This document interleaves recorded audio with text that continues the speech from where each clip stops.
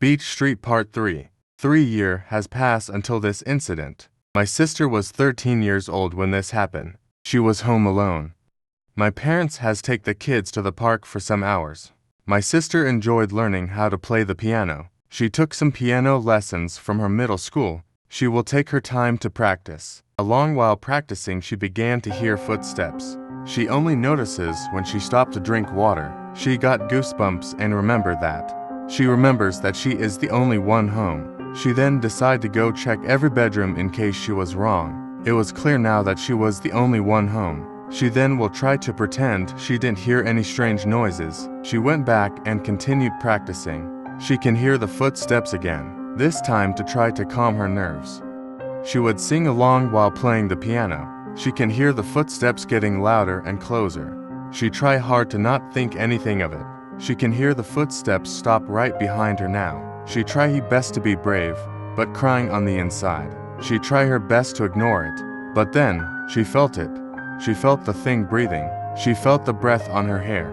She can feel all the hair on her arms stand up. She work up the courage to run to her room, knowing she will have to turn around and face whatever it was.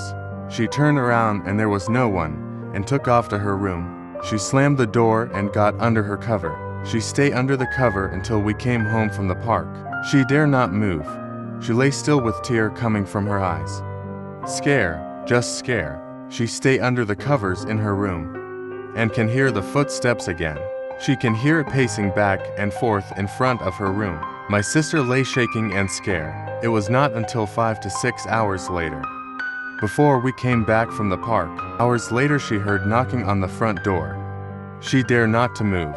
Then the door busted open and she can hear my parents and the kids talking. She ran out of her room so fast, she bumped into some of us kids. She ran to my mom, and was frantic. She hold my mom tightly in fear. My mom will hold her back and ask her what happened. She told my mom about it. My mom then went to talk to my dad. My dad will not believe it. After this incident, my sister will not be willing to be home alone. A few years later, everything seems to be normal again. Until one winter. It was early in the morning, like 2 to 3 o'clock a.m. It was a school day. My mom have a dream that a pig want to come in our house. In her dream, the pig tried to enter the front door. My mom would not let it in the house. The pig then walk around to the backyard. It then tried to enter from the back door. My mom will also block it from coming in the house. After many attempts, the pig then finally walk out the back gate towards the alleyway. My mom woke up about 6 a.m. and have an uncomfortable, eerie feeling. She told my dad about her dream, and he tell her it's nothing. It's just a dream. We kids overheard what she told my dad. It was about 7:15 when we kids go to our bus stop for school. My brother Cheng and I noticed some strange footprints. We follow the pig-like footprints into the backyard. The footprint was just like how my mom told about in her dream. Cheng and I follow the footprints all the way to the back door. We notice it, then head towards the back gate to the alley. As we follow toward the gate, the footprints change from pig to tiger-like footprints. As the footprints exited the back gate, the prints turned to human footprints. Cheng and I wonder who would walk in the snow barefoot. Cheng and I then retraced the footprints one more time. Then we told our mom and left for school. My mom then told my dad and took him to go see the footprints. My dad got a little goosebumps by it, but he will brushed off, as it is just cats and rabbits' footprints. After this, my mom will then not willing to stay in the home, if it just her and the young kids. A few months later, my cousins came to visit us. There were 9 of us kids. We were bored, so we decided to play hide and seek in the basement. Since the basement has some dark spots, as we were playing and having a great time, nothing really strange happened until it was Cousin Long's turn. It was his turn to be the seeker. After he found us all, he then tell us we should take a break from playing. Though we went to eat some snacks and asked him, is he ready to play again? He will then say that he is too tired and don't want to play anymore. I thought it was kind of strange. Then after a while they went home. Weeks later, when my mom took us to visit my cousin Long and his family, he said to me, hey, you know when we were playing at your house down the basement, hide and seek, I swear there were only 9 of us. While I was seeking I count 10 of us. I got kinda of spook, but after I was seeker again. I started to keep head count. Ma was the last one I was looking for. I saw Mai at the dark corner and I tag her to let her know. I found her. When I tag her it was strange. She has like a cold draft to her. She did not move and feel kind of stiff. I tag her again and I say to her I got you. I noticed she was not moving and she just sitting there. I suddenly got a chill to my back. So I said okay, I'm going. After I came back from the dark room, Ma was already with you guys. And that's when you guys were laughing at me and said, Ma ran to safety while I was looking at the wrong place. Very creepy and scary. That is when I told you guys to let's take a break. I was shocked of what I just heard. I told my siblings about this when I got home. We then spent less and less time down the basement. Until one summer, my cousin Pao from California came to visit. We spent time in the basement since it was the coolest place. During the summertime, it was around 9 to 10 o'clock when this happened. We were just hanging out and Pao say for us to shut off the lights. And he will tell us some ghost stories.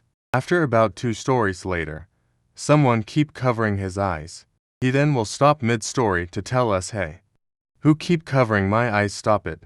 Not knowing any better, a few of us will laughed at him. He then continued his story. Then it happened again, someone keeps uncovering his eyes. Since my sister May was the closest to him, he told her to stop it and it's not funny. Some of us did not take him seriously, and we kinda of giggled at him. May will tell him it wasn't May. Pao got more frantic. He then said, come on, stop it, I can't see.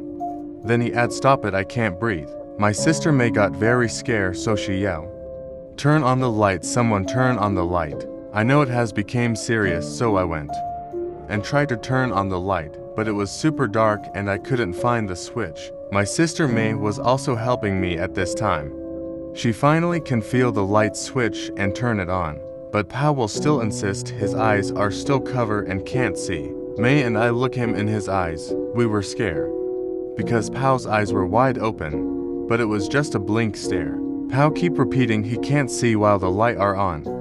He also can't breathe. I didn't know what to do. My sister May then just started slapping him very hard on his face, telling to stop faking. Stop playing because the light are on and how can he not see? Pao was more frantic and keep saying he not lying, he can't see. This went on about 10 minutes. Then Pao finally blinked and said he can see now. We all ran upstairs, then Pao recounted what just happened to him. We then and sat down on the couch. He said, I was looking up telling story. Then I can see someone hands coming down and blocking my eyes. He then said he swear he saw May that did it. Because the person that blocked his eyes had long hair. May swear she has not. And she is not the type of person to pull such immature stunt. Pao then said that after that the thing started choking him with one hand and blind him with the other. We then went to tell my mom. My mom was very scared, and when my dad came home from work, my mom was telling him, no matter how hard she tried to tell him, he will say kids just being kids. I can hear my mom and dad arguing about it. I can hear my mom shouting that there is something paranormal going on in this house. She will tell him that if he is not home, she will never stay in the house. Then it got quiet and they went to sleep. After a few years, my dad decided to move. When we moved to our new house, my dad finally opened up about the house on Beech Street. He said when we first moved there and was cleaning, he found some photos of a very ill grandma. The picture looked like it was taken in my sister's room. The picture seemed like the grandma was in her deathbed. He got goosebumps and threw the pictures away before anyone else see. He was spooked but hoped for the best. What can you do when you already just bought the house? He was really scared when my mom first told him about what happened to her. Throughout the year, he was trying his best to be strong for us all. He did not want to show that he is scared, because looking for a new home is not cheap.